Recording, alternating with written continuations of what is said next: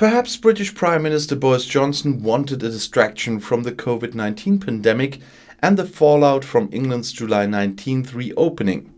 So he rekindled the old spat about the Northern Ireland Protocol and sent his confidant, Brexit Minister David Frost, to the House of Commons for another round in the battle over border checks. Former British Prime Minister Theresa May had already failed to find a solution to the seemingly insoluble quandary of Northern Ireland and Brexit. When Britain left the European Union, Northern Ireland also effectively left the single market.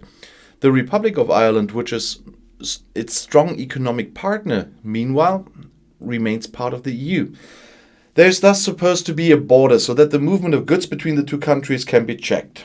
But Ireland's history and the 1998 Good Friday Agreement mean that a hard border is seen as impossible. However, the EU refuses to agree to there not being any checks on its new external border. Of course it doesn't.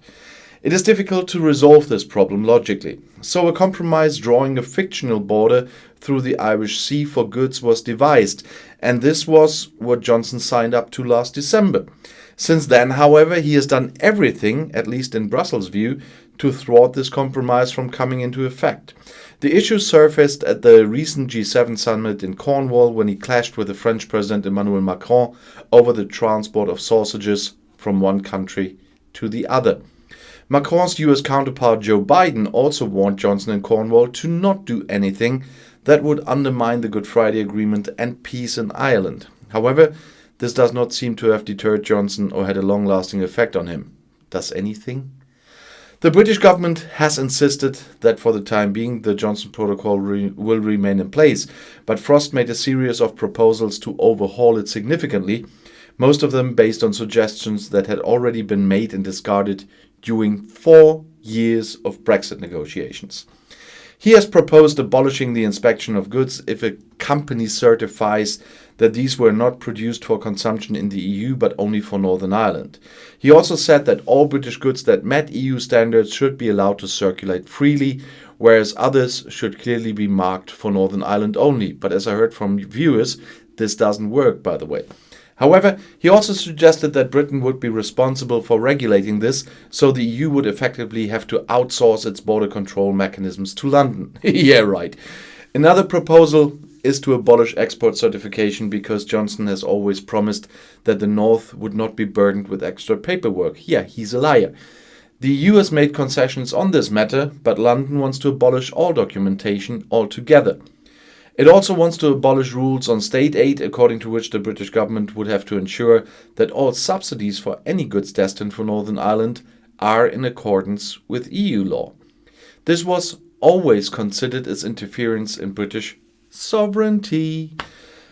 They also want to remove the European Court of Justice from it, which is responsible for implementing the protocol, from the overhauled version. Yeah, of course they don't want anyone to watch them on their fingers.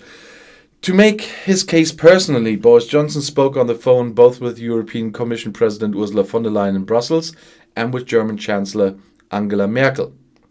The Prime Minister set out that the way the protocol was currently operating was unsustainable. Solutions could not be found through the existing mechanisms of the protocols. That was why we had set out proposals for significant changes to it, a Downing Street spokesman stated afterward. Yeah, they should read what they sign. Because then von der Leyen rejected the proposals. The EU will continue to be creative and flexible within the protocol framework, but we will not renegotiate, she said afterward. The response from Berlin was even harsher, with government spokesman Sebastian Fischer issuing a #Brexit reminder on Twitter.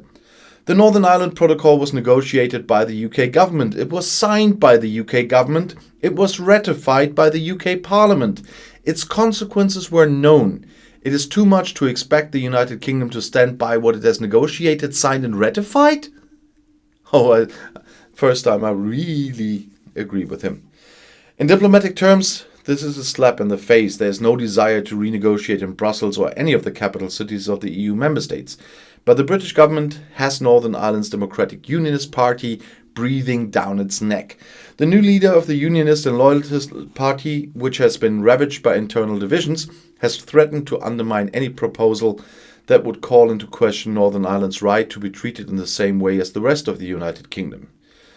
The DUP, one of my viewers said DUP stands for Don't Understand Politics, feels that Johnson betrayed it by signing the Northern Ireland-Johnson Protocol in the first place and has voiced concern about whether there is mutual trust between the two allies.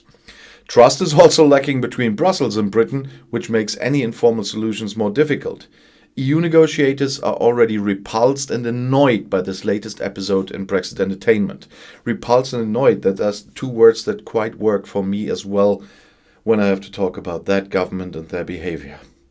I'll see you in my next video. Auf Wiedersehen.